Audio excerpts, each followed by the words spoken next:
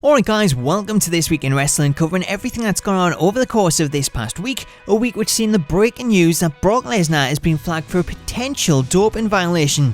The violation stems from a pre-fight sample taken on June 28th, which was submitted to USADA, the independent administrator of the UFC's anti-doping policy. However, the test results did not come back until July 14th, which was why Lesnar was able to fight at UFC 200. As per the UFC's policy as a private company, the reason for the sample being flagged is not being disclosed. However, should the investigation turn up a positive testing result for a banned substance, then it could not only cause problems for Lesnar in UFC should he want to fight again, but it could also cause problems for the WWE, who've already announced Lesnar will face Orton at SummerSlam, as the pressure would be on them to suspend Lesnar in line with the WWE wellness policy. WWE did issue a statement Friday night in regards to the news. However, they simply stated that Lesnar had received a potential policy violation stemming from an out-of-competition sample collected on June 28th. Switching the focus back to WWE in next week's impending brand split, and WWE may well have spoiled Shane McMahon's choice of GM to run Smackdown.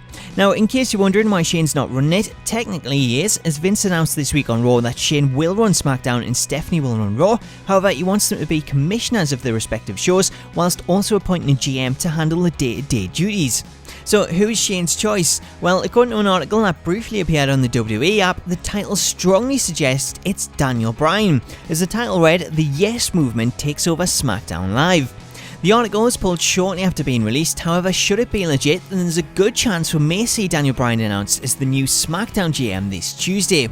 In this week's question of the week though, we want to know who you want to see as the new Raw and Smackdown GMs. You can see Twitter responses scrolling across the bottom of the screen, but get involved and let me know who you want to see in the comments.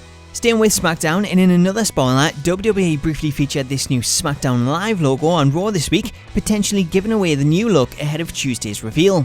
Moving on, and the big show crossed paths with Shaquille O'Neal this week at the ESPY Awards, where he challenged Shaq to a match at WrestleMania.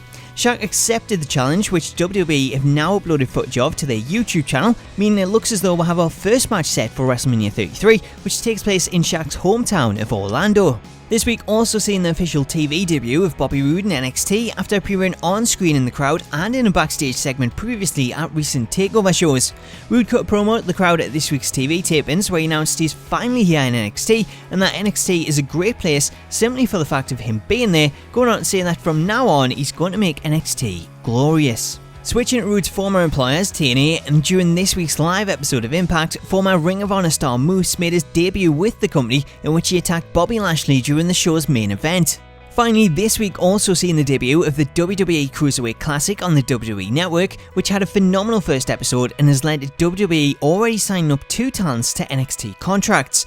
The first is former CMLL star Gran Metalik, who is better known as Mascara Dorada, with the second being none other than former New Japan star Kota Ibushi, who is a huge coup for WWE and sees the former 3-time IWGP Junior Heavyweight Champion set for NXT. Anyway guys, that brings us to the end of This Week in Wrestling. I hope you've enjoyed it, and if you did, I'd really appreciate you dropping it a like rating. Let me know your thoughts on all of this week's stories in the comments, including who you want to see announced as the new Raw and Smackdown GMs. But until next time, have an awesome weekend, and I'll catch you later.